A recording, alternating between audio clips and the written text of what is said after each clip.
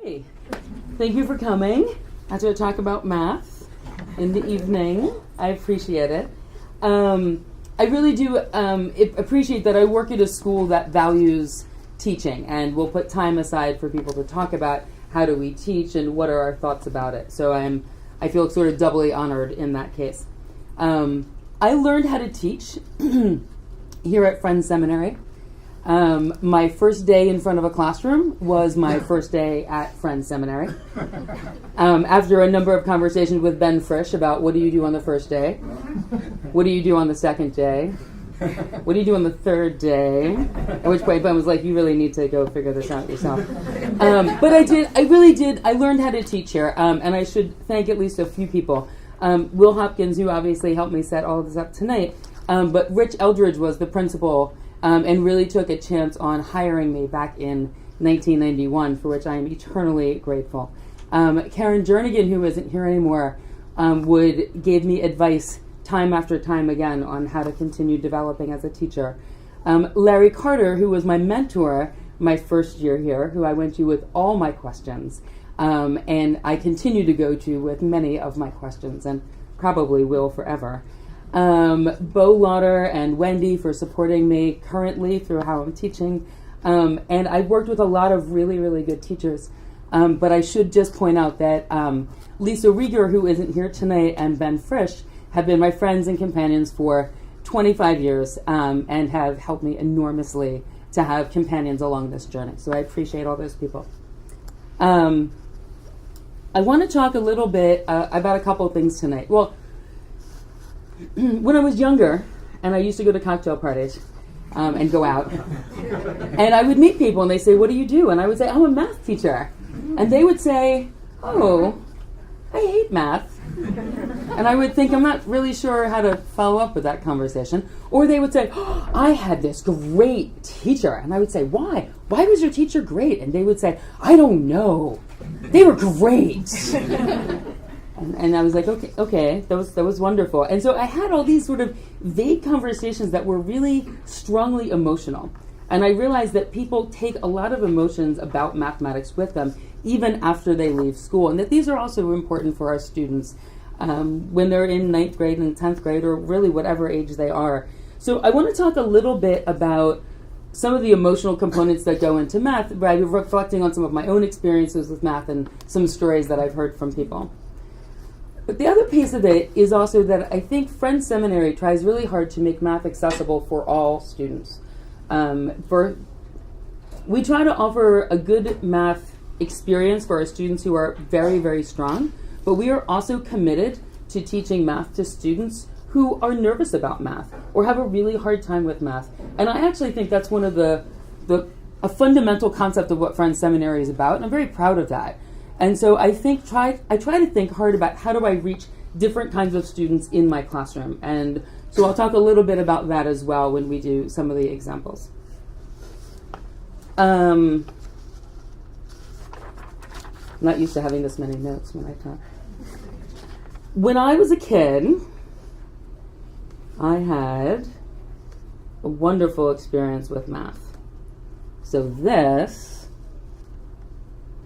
is my dad, and this is me. This is my calculus handout for tomorrow. And this is my dad and my brother. So I loved doing math with my dad. He was awesome. And we would do logic puzzles together just for fun. You know, how would you do this? And he was always wondering about things. How do you do the Rubik's Cube? How can we work this out? He would tell me stories about his brother John and when they tried to investigate whether wheels go faster or backwards. I don't even know the whole story. But we were always doing good stuff with math. Here's my brother reading, I don't know if you know this book. This is Gödel, Escher, and Bach, which is Gödel is a mathematician. That was a book that was, I think we have about 3 copies of that book in my house. So I don't know if you guys grew up with the Easter Bunny, but in my house, we had the Easter Bunny, and the Easter Bunny would come, and the Easter Bunny would hide the Easter basket, and we would get clues about how to find the Easter basket. It was awesome. And this was the sort of clue that I would get. So the area under this line in the first quadrant tells you the number of feet away that your Easter basket is hidden. Good luck. And they were always suspiciously in my dad's handwriting. I thought this was awesome because not only did I get candy, but I got an extra math problem to do, which was really fun. And this particular problem, just by the way, you can do with calculus or with regular geometry or with a little bit of algebra in there as well, but I'm not going to talk about this one. My sister used to get these as well. They were these problems about, Bob was twice as old as Jane was, and then she would cry. And then my mom said the Easter Bunny couldn't make math problems anymore. I loved it. I tried to get my dad to make math problems for me in secret. We would read together, and I don't know if you guys ever read the Scientific American, which I think they still publish. Do they not? Yes. Maybe. So Scientific American, which had a section in the back by Martin Gardner, who wrote mathematical games. And he would write about hexaflexagons. And so you could make a hexaflexagon. So my dad and I read this. And you take this paper and you fold it up with all these crazy ways and you make one of these. I was going to make hexaflexagons for everybody, but then I realized that I really couldn't. And then you flip it inside out. So this one I decorated, right? But then you flip it this way and then you get the blue side. And then you get the green side, and there's a pink side. It's awesome. But they don't come, and often there's one that you can't find. And so the question is, why can't you find that one? And why don't they seem to go in the same order? And what's going on with that? And so this is the stuff that we would do for fun. We're like, what is happening? And so for me, math was this really warm and loving family activity in my house. In fact, I think the last one about my dad, although I could really go on and on for quite some time, was the day we decided that we were going to make stellated icosahedron together. So that's this picture here, which was awesome. And the whole thing is made out of toothpicks, right? And it's structured inside, and it's got this little stellation. Isn't this great? Okay, good. I like Vidal Sassoon shirt. Looking good. But oh, the early 80s. What a wonderful, wonderful time. But so part of this was that for me, doing math was always a fun thing to do, right? It was the sort of thing everybody would want to do. Who wouldn't want to do math in their spare time? Because it was awesome. So I went to school, and they started accelerating me in math because I wanted to do more math, which was fine with me. By the time I got to 6th grade, they were sending me out to do sort of one-on-one math with an individual teacher, which was also fun because he loved math and I loved math, and it was like, yes, we get to do this all day long, and it was incredible. But on the other hand, there was some weird stuff going on. So, for example, my friend Patrick stopped talking to me, and I couldn't quite figure out why. So I went to my other friend and I said, what's up with Patrick? And she said, he's scared of you. And I was like, he's scared of me? I didn't used to be quite this loud. And she said, yeah, you're really good at math, and he doesn't know what to do with that. And I thought, well, that's weird. And that, it just started becoming, some of it was a little strange. And in 7th grade, I did math, and I still had a different one-on-one teacher. And he didn't seem to like math as much. So we would talk, and we were doing trigonometry, and we would learn things like, the sine of 60 degrees is 0.707. And I was like, why? Why is it 0.707? And he said, Susan, could you just stop asking questions and just do the problem? And I was like, wow, that's so sad. I mean, he didn't tell me, which really crushed me. I had to go home and figure it out. But I just remember that the idea was that math was arbitrary. You weren't supposed to know why, and you weren't supposed to care why. You were just supposed to do the problems. And this was a very different experience of math than I was having at home. So this rift sort of kept happening to me.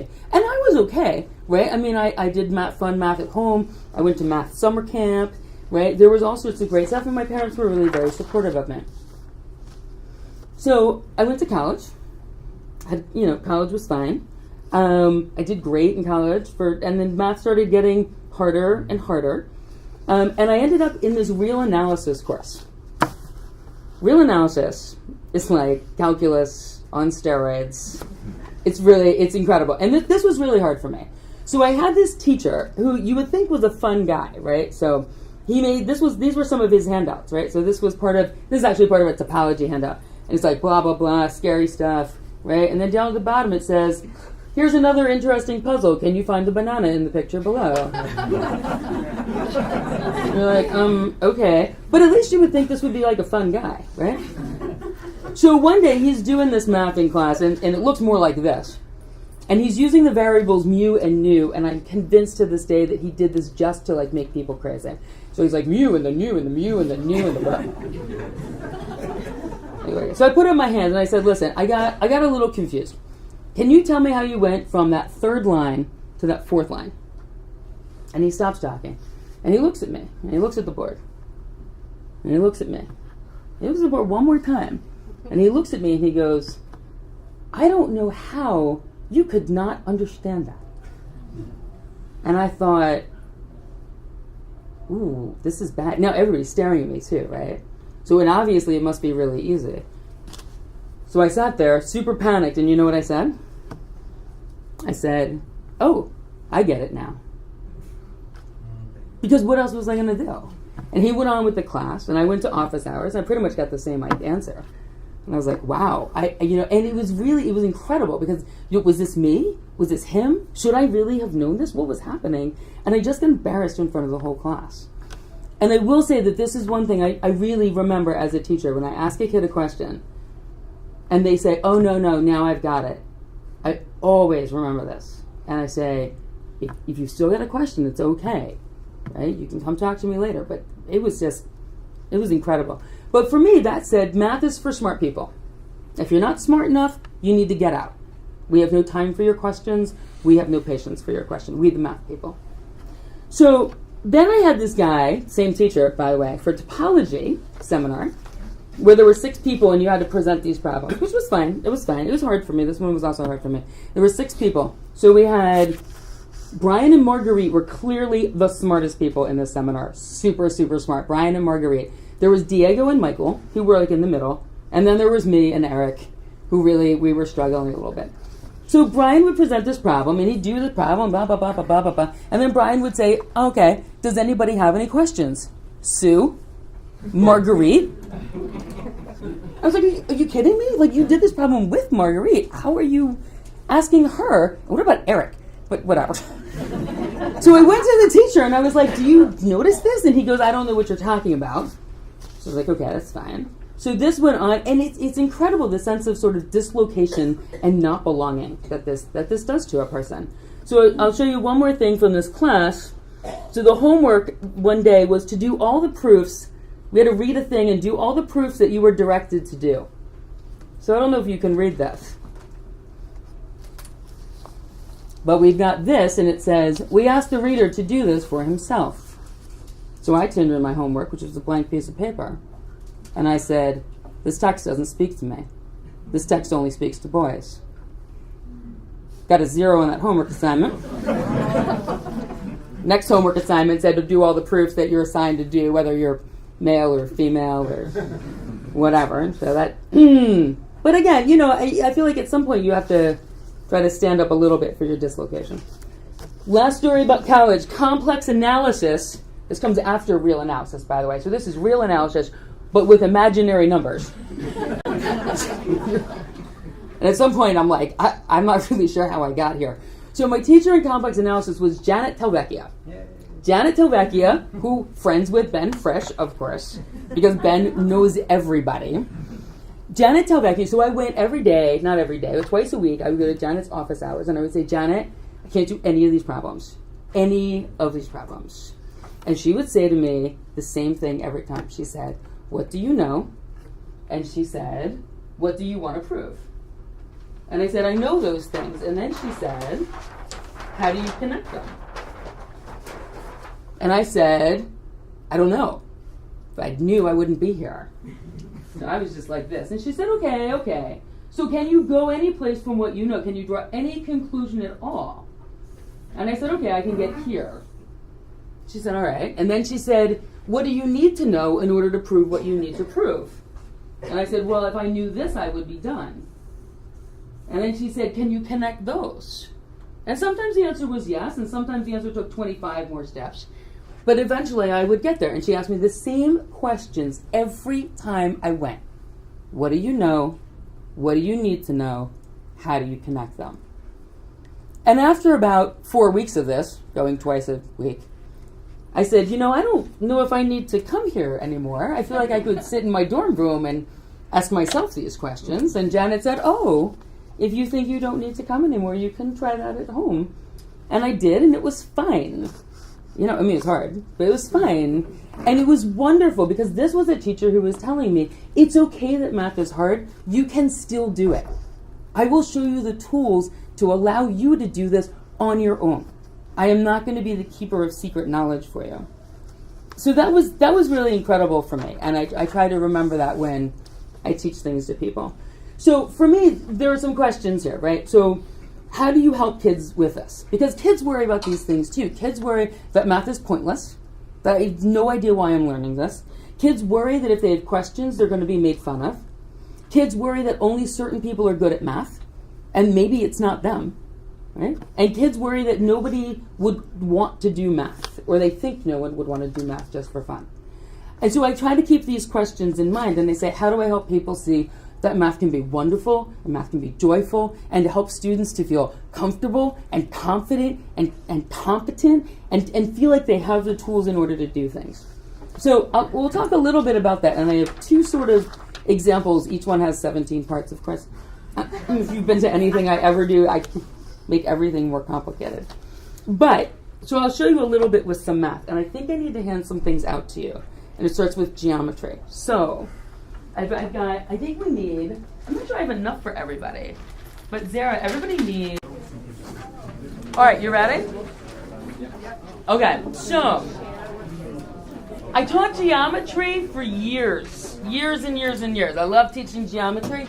I often got to teach ninth graders. Ninth graders are awesome because they are young and they're enthusiastic and they have enough sort of self-control that they can sit down and pay attention to directions. Ninth graders are awesome. Actually, lots of people are awesome, but ninth graders are a special kind of awesome.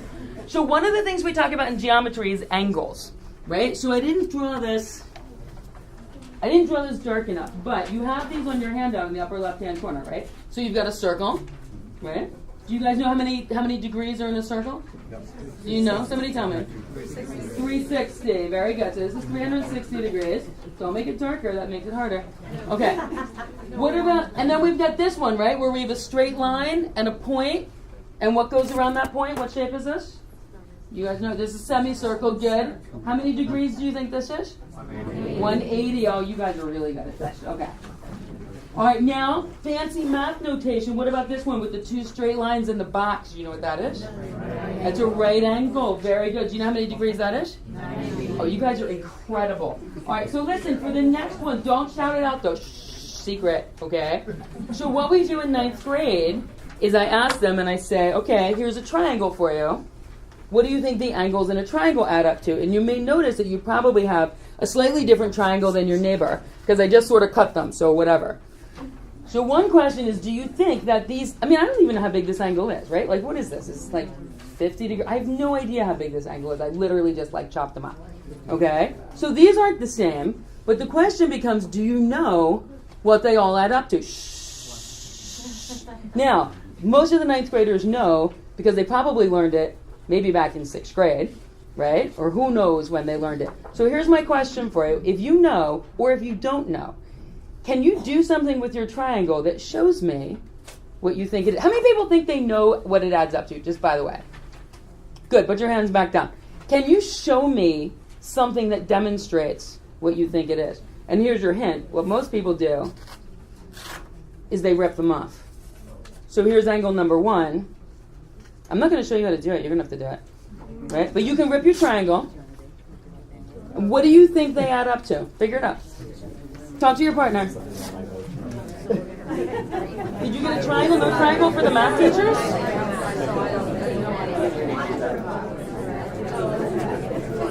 There you go.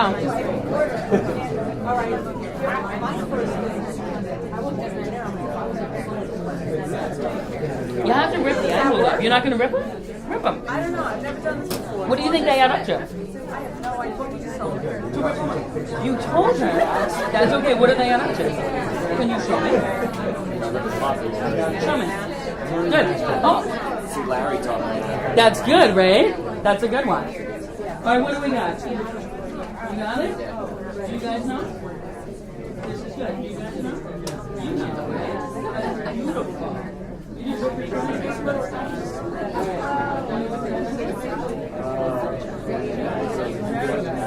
All right. This is good. All right, who wants? What? You got it? Very nice. Who wants to tell me what the answer is? Somebody wants to tell me what the answer is. Zara's dad wants to tell me what the answer is. Zara's dad probably has a name, but you're going to be 180. Who can hold up their pieces of paper and show me why they seem like they add up to 180? Like, for example, you could do this, but I don't think that's very convincing that they add up to 180, right? Very nice, very nice. So there's a space on your paper to draw a picture of that, okay? I don't have my hand out, but yours has one. Has a little space. So see if you can draw a picture of what you did so you can remember what it is when you don't have this anymore. Okay? So one of the reasons I do this with the kids, and they like it because, I mean, you can guess why they like it, right? Why do they like it? They can rip things. Everybody likes to rip things, right? Come on. And most of them already know the answer. And they like to do a problem where they already know the answer, and then they get it right. And so this adds to sort of a sense of belonging. I do belong here. I knew this. I remembered this. This was a real question, and I got it right away. I'm awesome. And that's how you want the kids to feel. It also gives them something tactile. If they don't know how to do it, it gives them a way that they can explore with it. Everything is so very formal, in mathematics, that sometimes it's good to give them something tactile that they can work with. But this is high school, and so we don't do a lot of ripping paper, unfortunately. I would do more of it. And so what happens is you say, okay, are you sure it's 180? Maybe it was 179 and a half. Are you sure it was 180? No. You're less sure now. And then sometimes they say, how do you know? And they say, well, Larry told me. And I say, well, it's true that we should believe all things that Larry says to us. But wouldn't it be nice to know this for yourself? So we start talking about the concept of proof in some of the classes. So then we do this, which you don't have on your handout. Look at that. Oh, I don't think you guys can see this. I should have used the marker. So what you have up here is a picture of a triangle. Can you guys see this? No, right? All right, a little bit. That's in marker later. So you've got your triangle, you've got your ABC, and you have your given triangle ABC, and you're supposed to prove that the measure of angle 1 plus the measure of angle 2 plus the measure of angle 3 equals 180 degrees. And here is step 1, and way down here at the bottom of the paper is step 8 with your answer. And you give this to the children, and you say, here, prove it. And they say, what? And when we go through, we build up a little bit more. You're supposed to have if-then statements. Like, if there's a triangle, then I know this. If this, then that. If this, then that. And there's these sort of very strict rules that you're supposed to use. But essentially, you give them a blank piece of paper, and they need to fill this in. And that makes them uncomfortable. Because math is supposed to be about rules. So this is a really interesting time. And you got to win them, because you can lose them here. And they can decide, I can't do this. This is too hard. So you have to do is you have to give them hints. And do you know what I say to them? I say, what do you know? And I say, what do you want to prove? And how do you get there from here? Now this particular proof is hard. Okay, this is actually this is an amazing proof, but it's a really hard proof. So I help them out a little bit. And we start with this. And we start by saying, construct a parallel line. That's okay, you don't have to know this. It's all right, don't be nervous. You're not actually in this class. Sorry. So, we say construct a new line, BQ through B, so the BQ is parallel to AC, blah, blah, blah. And there's a whole wonderful side conversation here about what you're allowed to construct. How do you know there's a parallel line here? Is there more than one parallel line? And the kids are like, that's ridiculous. Of course there's not more than one parallel line. Don't be stupid. So, that's fine, that's fine. All right, so we have one. So then we start out here, and this is angle 4. And this is angle 5. And then I say, all right, what are we going to do? And they say, I don't know. And I say, do you see anything? Do you see anything that looks familiar? And sometimes they say yes, and sometimes they say no. And I say, you're supposed to prove something equals 180 degrees. Right? Do you see anything that is 180 degrees? And you know what they sometimes say? Sometimes they go up here and they say, oh, here's a line with a point. and here's my semicircle. And they say, oh, I know that's 180 degrees because that's a semicircle. And so then we say, okay, all right, that's a good start. That's a good start. And then how do you go? Because this is 4, 2, and 5, and you're supposed to do 1, 2, and 3. So then you're like, okay, I took one step forward, but now I'm supposed to connect this angle with this angle. And there's all sorts of math you don't know. I know that. That's okay. And then I say to them, some of them say, oh, I see it, I know. And then half the class goes, I don't know what's happening. And that's another really important moment that you're going to lose them. And so what I say is, this can be really hard to see. And I say to them, I can't always see it either. And so this is what I do. I say, use a colored pen, trace this, and then trace this one. And if you see a Z, and we would have talked about this before, if you see a Z, we talked about that when you have the Z with the parallel lines, blah, blah, blah, those are equal. But for some kids, when you put the pop of color in there, now they can see it. And so I think it's really, really important that I tell the kids, I didn't see it either. Because I'm good. I'm a math professional, right? Even I didn't see it. So obviously there's hope for everybody, and I will give you little pieces, I will give you little structures to sort of help you through. And I say, that's great. If you saw it on your own, that's awesome. That's awesome. That's a real gift. But even if you didn't see it on your own, you can still do this problem. So then we do the whole thing, and just for fun, it looks like this. Just, in case you wanted to see it. I'll leave it here for later for everybody who wants to see how awesome this proof is. But this is what, you don't like my pile of paper? I was really enjoying that. But this gets complicated, and this gets nitpicky, and this gets very detailed. And this is where you pull in a different kind of kid. The kid who really likes that, who likes something complicated, where you have to pay attention to all the little tiny details and get it all right in exactly the right place. That kid is like, yeah, give it to me. I love this stuff.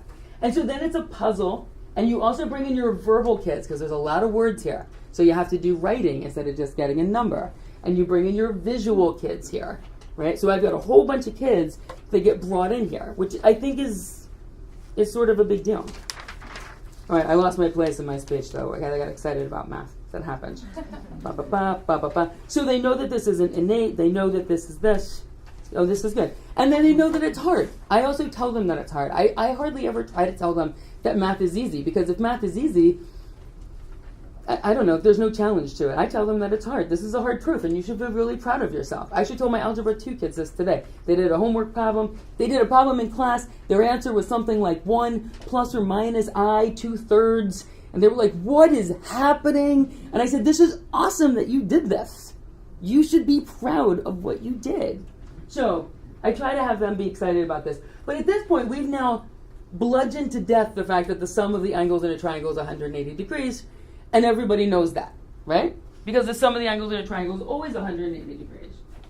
Unless,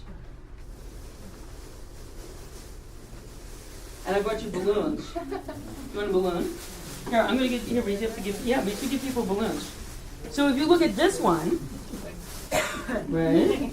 I don't want to hand out balloons. Will Hopkins was like, can't hand out balloons. I thought there should be a drop from the ceiling. Right? How much fun would that have been?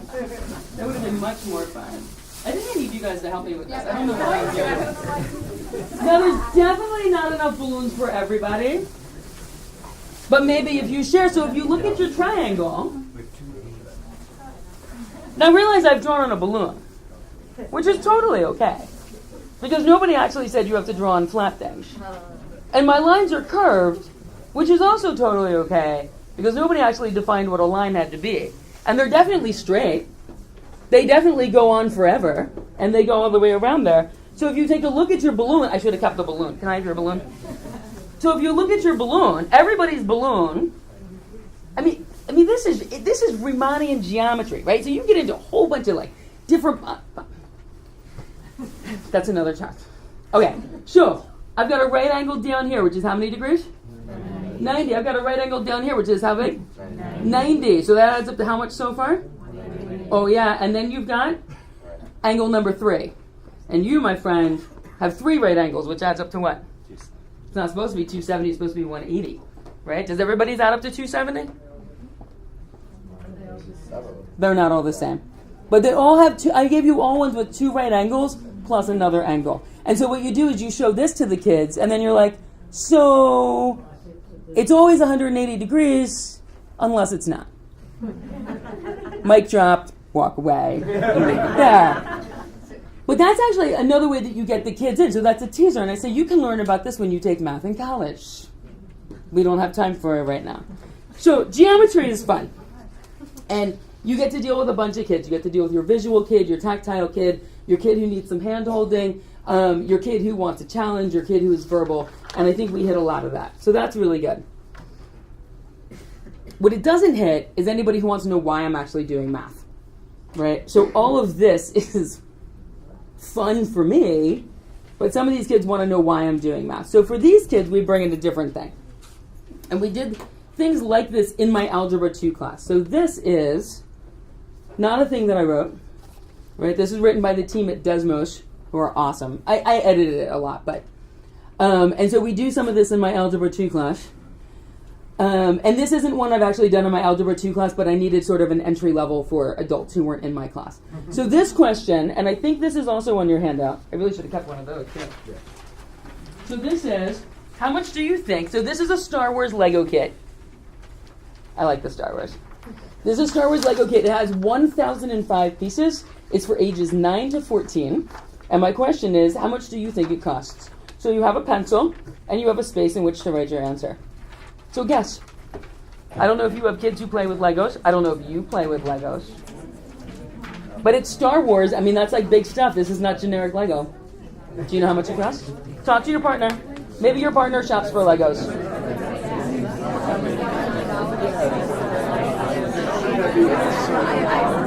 What did I say? My kid? Oh, this person wrote about his son. His person, he has a son. Right.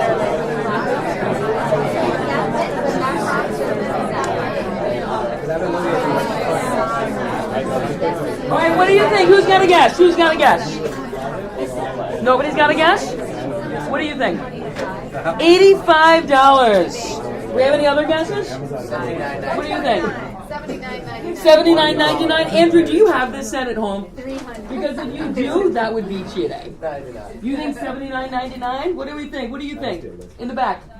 How much? 110. Wow. What do you think? I wouldn't pay more than $25 for that. Well, that's okay. We're talking about the retail price, my friend. Whether or not you would actually pay it. All right, so I've got about 85, I've got 79, and I've got 110. Are those my good guesses? 20. 20? 20. All right. I'll put 20 down. You never know. All right. 250. All right, so what you need is some more information. And this is one of the ways that I think you make math a little bit more interesting is you put the question first instead of all the boring information first. So this is what, maybe we'll skip this one. This is about asking the kids, what does the trend look like? So over here, I promised you I wasn't going to come over here, and now I did. So on the horizontal axis, this is the number of pieces, and this is how much the price is. So for example, if you think that when you have more pieces, you have a higher price, right? You would draw a line that goes up as you go to the right. Or if you think it's always the same price, you draw a horizontal one. Most people think it goes up with more pieces. But then the question becomes, does it go up at a steady rate? Does it go up curved? Like, there's all sorts of interesting questions there. There's a space on your sheet if you want to draw one, but I think we'll move through that for now. So what happens next is you really need a little more data. So what this person who wrote this activity did is collected some more data about Lego sets. So I don't know if you can read it. Did I put this on your sheet? No. I put it on some people's sheet. So 80 pieces cost $9.99. 105 pieces cost $12.99. 261 pieces cost $24.99. 355 pieces cost $39.99. 500 pieces cost $50. 517 is $70. And 616 is $70. Which is interesting because these two both cost $70. Maybe it just matches out. They're all $70. Or not. So one of the things that what we do here is then we start putting some data in. So this is a website, right? It's a free website. It's pretty easy to use. I even put the, if you get real excited and you want to do it at home, I think I put the code on the back for you to play with it at home. You never know. You never know. 544, 49.99. And so I also want the students to start getting used to dealing with data and putting data in, because they should be able to analyze data themselves. They should be able to think critically about the information that's out there in the world. And what this does is it makes a little graph for you. So these points are all, so for example, this guy right here, 616, 69.99, 616 pieces cost 69.99. So if I'm going to put this red dot over, so I need like 1,005 pieces. Right? So how about, that's pretty close. You think it goes there? No? Where do you think I should move it? Up? Here? Higher? Here? Here? Just jump to the roof. Lower? Here? There. It could be anywhere now. Yeah, right about there. Well, let me get back on 1,005. What do you think? Oh, I have a key question. 119. Are these pieces are Star Wars set pieces, or are these regular set pieces? So these are very good questions. There's a lot of variables that goes into this, right? Maybe some of these are like Duplo, right? That's a whole different price point going on there. It is. So I don't know, so I didn't tell you, right? So that becomes another thing where you say, as you go on in math, you'll learn about multivariable inputs. Right now, we're just dealing with one input. Okay, so we're going to do our best with this. But we seem to think about here, Yes. right? That looks good. I mean, I don't know the answer. So what happens here is that they give you another tool and they ask you to put a line through your data. All right? So I feel like I should have somebody else do this, right? Does this line go through your data points? No. Here? Here? Yeah. Here? Perfect? Yeah. Okay, so if this is perfect, this says, wait, so what does this mean? 1,200, 144. Is that our answer to our question? Do we know what that means? What was our question? All right, our question was about 1,005 pieces, right? This data point says a kit with 1,200 pieces would be 144. And this is also important. I always, as you go along, to talk what these things represent. I talk to kids all the time. They're like, y equals mx plus b, right? I'm like, y is the m times the x. They're like, I don't know. Like, could you switch it? They're like, yes. And you're like, you've lost a fundamental understanding of what these letters even represent. So as often as possible, I try to go back and talk about what these things represent. So this means, of course, if you had 1,200 pieces, it would cost 144. But we're looking for 1,005. So we bring this guy over and we say, okay, if you're going to be on this line, and this line becomes your model of how I'm going to predict Lego prices are going to be. And this is what we do when we don't have enough data, that we don't really know what's happening. We look at trends. We make predictions based on what we know. And so this model that you guys just made for me said that we think it's going to cost $120.72. Right? Did I throw our original ones on the ground? I did. So what did we have before? We had 85, 79, 110, 20, and 250. So this is predicting 120.72. You like 120.72? No. 119. No? Do you think it's the right answer, whether or not you like it? Let's change my question. Too high? Too low? Too low. Because we think about the Star Wars part. True story. So if you go on, it costs $119.99. So that was pretty good. You guys did very, very well with this. So some of this brings kids in a little bit, right? Because at least it's Legos, right? And do all my kids want to play with Legos? Probably not. Do all my kids buy stuff? Yes. And so this becomes a little bit interesting at least. But then you say, you know what, you can actually do this with real data too. So you take this and you say, okay, so this is some stuff I pulled off the internet from different countries and the life expectancy and the fertility rates. You can get all kinds of data, right? I mean, whatever it is. This one was pretty easy. So you can take this. You can take, whoops, don't do that. You take this stuff.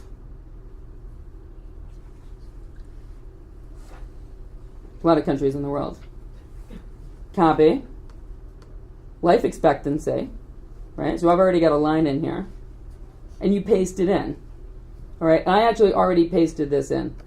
That orange line is just kind of a random line. There's my data points on life expectancy. So if this is your life expectancy, this is the associated fertility rates. All right, so you can use this, and you can predict stuff. Do you think this line goes through well? No. Good, because this line does not go through well. So you do a bunch of stuff, like can you slide it? Can you make it go through? What do you think there? I gotta move it up. Oh, the B. Oh, here's our M and our B. So maybe you need to remember what these stand for. That's okay. They do, not you. Not you. It's been a while. What do you think of that line? Better. Better? How can I fix it? Steeper. Steeper? Whoops. Steeper. That's steeper. Yep. That's better? Increased field. Slide it over. Should I slide it over? Yeah. How's that? Satisfied. That's not too bad, right? And then what you do is you say, okay, like really, I have a computer. I probably shouldn't be guessing because people can do things with computers. And then this is the line that best goes through there. And then it's a whole conversation. Do you want to get into why that's the best? Sometimes I leave that for my stats teachers. Sometimes we get into it. And then you can predict with this one as well. And then you can have some conversations about what if your life expectancy changes. Right? What happens if you're in a country where your life expectancy is only 40? Does that change the number of kids you have? Right? Is this even a relationship that's a cause and effect relationship? Right? If your life expectancy gets longer, do you actually have fewer kids? Is that the way people work? And then this becomes the conversation. What else goes into this? Why else might people have more babies, fewer babies? What else goes into life expectancy? And now you're having a conversation about different countries, maybe global economy, who knows what you're having a conversation about, that you've opened up by talking about math. And then your kids say, this is why I want to learn math. So I can go do something, so I can know stuff. So if I want to go make a change about something, I can. Because this is life expectancy, but you can get data on almost anything. I want to show you, I think the last thing I want to show you, I don't even know what time it is, but have you guys seen this? Will Hopkins will like this. So we got this. I'm sorry, I thought I had this booted up. So Gapminder, if you haven't seen it, is a great place to show kids data. This one is about, excuse me, this one is about the income per person. They did GDP per capita and the life expectancy of different countries. And it's all color-coded by what area of the world you're from, and the size of the dots has to do with the population of your country. But one of the most fun, I think, things that you can do with this is you can move it through time. So you've got 1864, and you can watch what happens. You also get interesting questions about which country is this? What's that big red country floating up and down? You know what that one is? I think it's China. The really big one is China. All right, so there goes China. And then it also becomes interesting if you want to go back and say, oh, what was happening back here? Whoa, that one went down and off the map. Who are you, Russia? Yeah. Your life expectancy wasn't looking very good there. Why was that? Right? And so now you've brought in your kids who care about history, your kids who care about trends and things like that. You can also change, just a little plug if you want, you can change this to almost anything. So this is income, but you can change this to work, society, minders, health, pieces of information about health, population, economy, almost anything you want to look at, you can look at here. So it's a lot of fun. So I show this to the kids as well, and then I leave it, and I let them play with it and do what they want to do with it. I lost my place again. Sorry, I got all excited about the Legos. And so this is just this is it. This is my two examples.